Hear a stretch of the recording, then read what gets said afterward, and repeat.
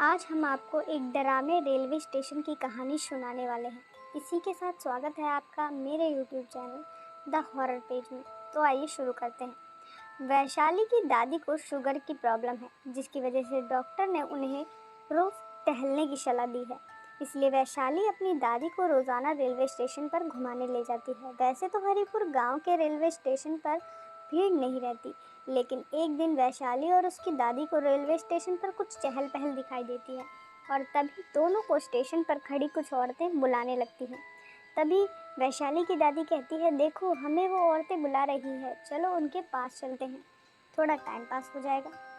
इधर वैशाली के माता पिता दोनों ही इंतज़ार कर रहे हैं। तभी वैशाली के पिताजी कहते हैं, माँ जी और वैशाली कहाँ रह गए। तभी माँ जवाब देते हुए कहती है, मुझे चिंता हो रही है, आप ज़रा देखने चलिए। तभी वैशाली के पिता दीनदयाल अपनी माँ को देखने जाते हैं। तभी वो देखते हैं कि दोनों रेल की पटरियों पर पड़ी है और उनके सर पर चोट के निशान भी हैं। सपना और उसके पति रमेश आज पहली बार अपने भैया दीनदयाल के नए घर हरिपुर जा रहे थे। सपना, अजी चलिए, हरिपुर मात्र सिर्फ एक ही ट्रेन जाती है और वो भी छूट गई तो हम वहाँ नहीं पहुँच पाएंगे। तभी उसका पति कहता है, हाँ बस तैयार हो गया, थोड़ा खाना खा लो फिर चलते हैं। ट्रेन सपना और रमेश को रात 11 बजे हरिपुर स्टेशन पर उतार देती है। तभी एक अजीब सा बूढ़ा आदमी, जिसकी शक्ल डरावनी है, वो चाय लेकर उनके पास आता है और चाय के लिए पूछता है। सपना चाय के लिए मना कर देती है और दोनों कुछ और आगे बढ़ जाते हैं। अब एक औरत उनके पास आती है। औरत के चेहरे पर घाव के निशान होते हैं और पैर उल्टे भी होते हैं। उसे देखते ही सपना और रमेश तेजी से भागने लगते हैं। सपना और रमेश स्टेशन के बाहर निकल जाते हैं। सपना का भाई दीनदयाल वहाँ पर दोनों का इंतज़ार कर रहा है। दीनदयाल दोनों को लेकर घर आता है। तभी सपना और रमेश देखते हैं कि दीनदयाल की बेटी और माँ खटिया पर पड़े हैं। उनके सिर पर गहरी चोट भी लगी है। दीनदयाल तभी कहता है, क्या बताऊं बहन, जब से इस गांव में आए हैं तब से हमारे घर कुछ अच्छा नहीं हो रहा। सोचा था कि हमारे दादा परदादा यहाँ रहे हैं तो हमें भी शहर में वापस आकर यहाँ रहना चाहिए। एक हफ्ते पहले ये दोनों टहलने स्टेशन पर गई थी। मैंने देखा कि वो दोनों पटरियों पर पड़ी हुई है।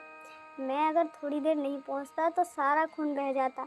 ऐसा लग रहा था जैसे कुछ लोगों ने इन्हें उठाकर फेंक दिया है।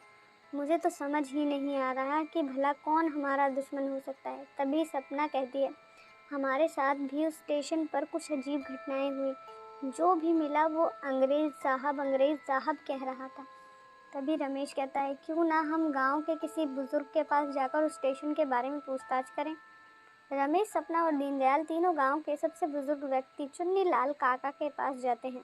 तभी चुन्नी लाल, ये घटना इतिहास में दर्ज नहीं है, मेरे जैसे कुछ गिने चुने ही लोग जानते हैं।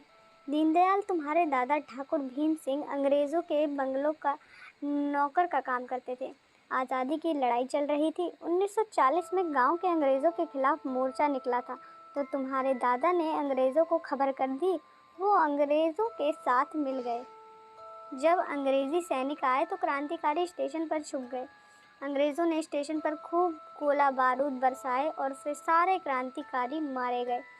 तब से उनकी आत्माएं स्टेशन पर भटक रही है। अगर तुम अपने परिवार की सलामती चाहते हो तो स्टेशन पर शांति यज्ञ करवाओ।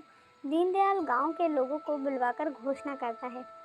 दीनदयाल कहता है, मैं अपनी ज़मीन गांव के एक म्यूज़ियम बनवाने के लिए दान करता हूँ। इस म्यूज़ियम में उन सभी क्रांतिकारियों की स्मारक बनेगी जो 1940 में स्टेशन पर मारे गए थे। दीनदयाल गांव में म्यूज़ियम बनवाता है और फिर स्टेशन पर शांति यज्ञ भी कराता है। और फिर उसके बाद से हरिपुर स्टेशन पर जो डरावनी घटनाएं हो रही थी वो बंद हो जाती है। आपको ये कहानी कैसी लगी कमेंट में ज़रूर बताएं। और अगर आप मेरे चैनल पर नए हैं तो चैनल को सब्सक्राइब करना ना भूलें।